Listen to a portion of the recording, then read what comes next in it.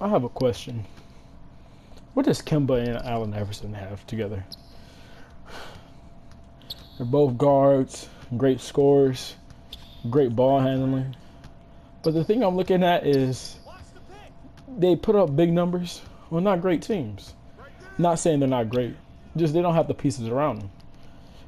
Today we're going to do our start of MyGm with the Charlotte Hornets. Well, I picked the Hornets because Kemba is doing a lot of work, but not a lot of talent.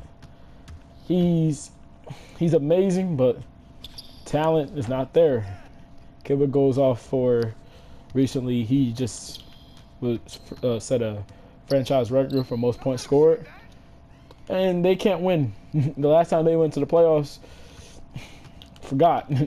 Even though it's not that long time ago. But again, Kemba needs pieces around him so he can be great. I feel like this team is not in the right position.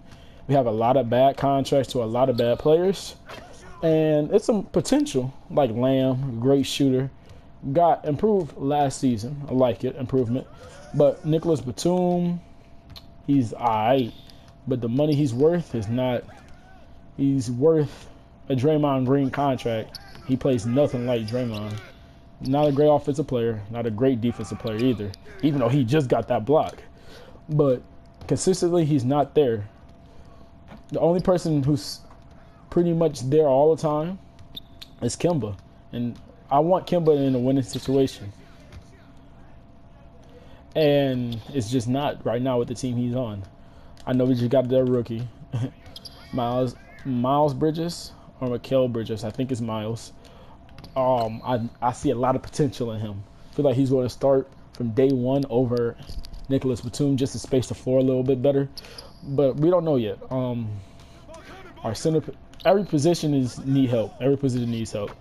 The only position is safe is Kemba because we're building the team around Kemba. Kemba's an amazing scorer, amazing facilitator. Big time moments is Kemba. So we picked the Hornets. Not a lot of pieces here to build around Kemba, but Lamb is a good start. I like Lamb and the rookie. Everybody else, like MKG, he's a waste of a contract. Yeah, he's a great defender, but he's a great defender. And that offense got to catch up. Green light for Kemba as speaking, but Kemba put up points. That's why I picked the Hornets. It's like the Anthony Davis situation. Davis got so much potential, talent, MVP candidate, but like he doesn't have the team around him to win anything. So we're in the East. Which makes it a lot easier to win, but I don't feel like we're going to get that many wins in the East either. So with this season coming up, we're going to look to build around Kemba, let the rookies go, and see what Lamb can produce, and see who stays and who goes.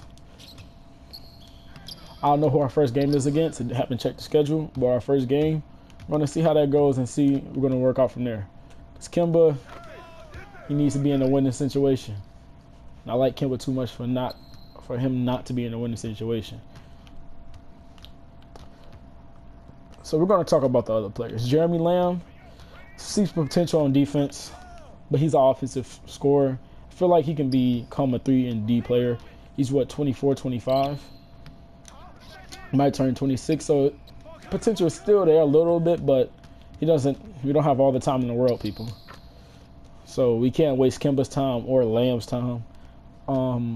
Nicholas Batum's contract, that's high, but he's not that, he's not Portland Nicholas Batum, as we all know. Portland Nicholas Batum was dog. Marvin Williams just a three-point shooter, ain't gonna give you defense. As you see, we just leave the paint wide open on the scrimmage. But yeah, it's not a lot of things that's going great for Walker, except for that rookie. That rookie, man, he can ball. I feel like he's going to be that centerpiece right next to Walker. Walker's our main scoring option. Yeah. And I feel like he can be a third scoring option on the winning team. In the future, he can be a third scoring option on the winning team. So we got to know what we want to do. Do we want to build?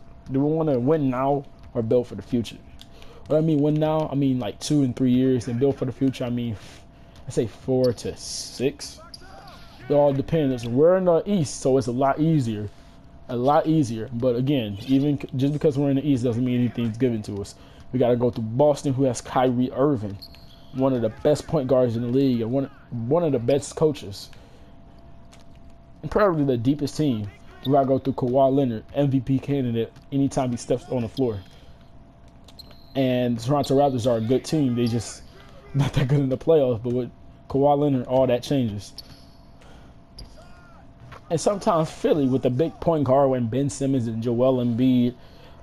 So it's so much. Oladipo becoming an all-star, a superstar at that, a superstar, so he can take over games. So it's a lot of teams we got to go through.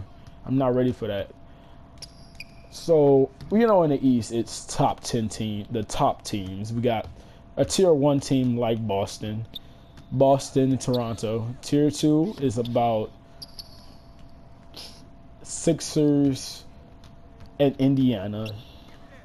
No, Sixers and Milwaukee are tier 2. To me. Tier 2 is Sixers and Bucks. If Giannis and them can actually ball out. Tier 3 teams are like Detroit. Detroit, you have Miami Heat. Those are your tier 3 teams. I feel like we're falling there. So that tier 3 means a 8th, 7th spot in the playoffs if we get lucky. So yeah, I feel like we're right there. And then the bottom of the conference is bottom of the conference. Yeah, so I feel like we can make some noise making it to the playoffs, but obviously we're not. This season we're working about building our young players and getting Kemba Walker some help and getting rid of bad contracts. That doesn't mean I'm going to trade everybody. I want to see how people work, different rotations.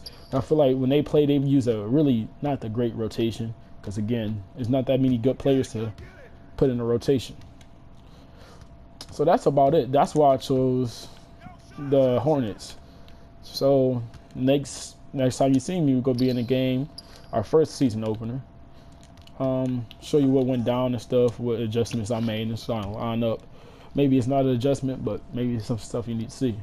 Thanks for watching. I'll see you when I see you.